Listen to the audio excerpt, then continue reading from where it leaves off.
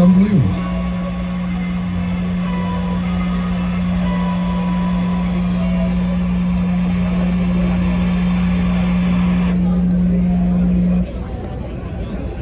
Yes.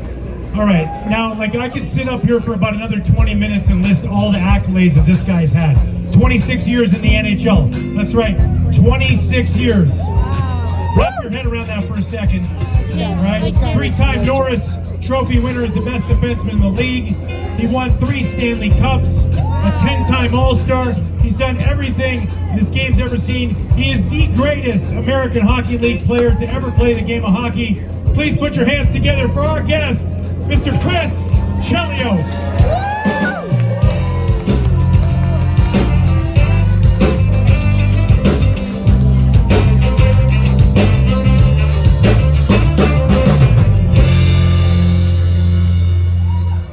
You sit there, that's your seat. Dempster hasn't briefed me on anything. I guess I'm here because someone else didn't show up. And that happened at the Cubs game today. The guy singing the 7th inning stretch didn't show up, so I got to do that, which is kind of cool. Yeah, how about that? He just bailed, huh? Yeah, that happens. You know, life happens. How you doing, man? Good. Yeah, nice. Arizona spring training. Got to go to spring training today. Baseball is a sign of spring and warm weather. This is beautiful. I've done this a couple times, so you guys act like you're into a little bit, so I don't go home feeling bad tonight. Okay? I need help. You're a hockey player by trade. You played all these years in the NHL, but you love baseball. Like, you go to baseball games all the time. I'll be calling games up in the booth. I look down. You're in the front row. Where did that start for you? Where did your love of baseball start? Real quick, born and raised in Chicago, South Side. I know we got a lot of Chicago. I'll get to the Canadians. Hey, the whole band, pretty much, other than Maddie. I'll get to the Canadians in a second, but I grew up, pitch as a pitcher. And baseball, hockey you could play because it didn't interfere with the seasons. Once hockey was over, the spring you just pick up with baseball, and I continued to play until I moved to San Diego, and that ended my baseball career. But I do love baseball, and obviously we've got 2 teams in Chicago. I won't mention the other team today, but the White Sox. I get it. Yeah. And I've always loved the White Sox because of the upbringing in the South Side. But no, it's a great sport. The people around it and the athletes. I got to meet Ryan and all his teammates throughout the years and watch them win a World Series. Watch my White Sox win a World Series. You can't ask too much more for a Chicago kid. One of my favorite moments ever was you brought the cup to Wrigley.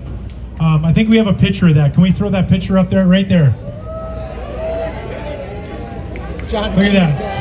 Unfortunately, I was with the wrong team. I was with Detroit at that point, so that didn't bode well. I know.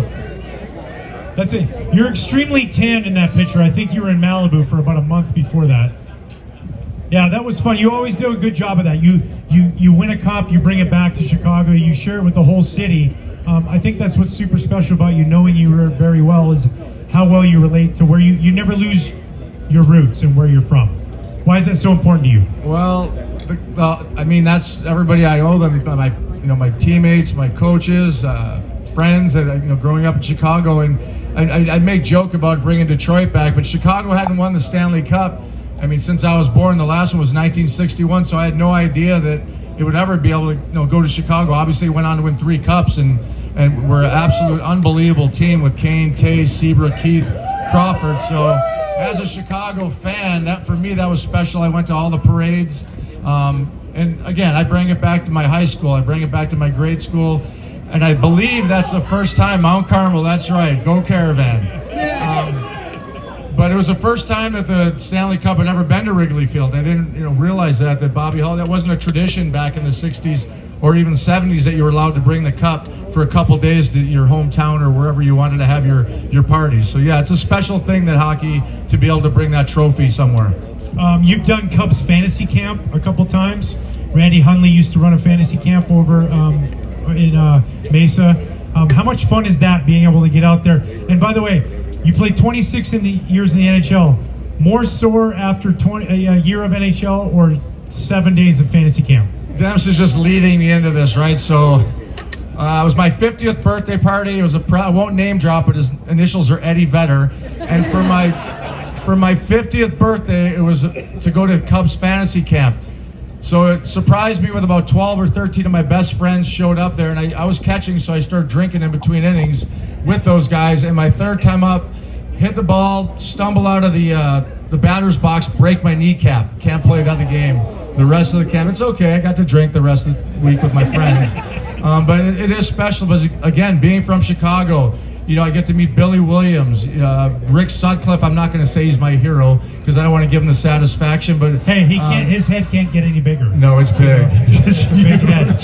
Yeah. But again, my childhood heroes, Jose Cardinal, all these players that I grow up watching and then be able to be on the field with them. And to me, I've always been a fan and a historian about the athletes that I grew up watching, the Bobby Hull, Stan Mikita.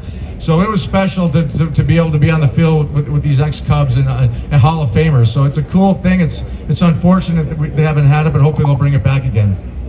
From a hockey side, you're doing TV now. You're doing broadcast stuff. What's that like? Because that was a long break from kind of doing that, and now all of a sudden you're up here in this seat.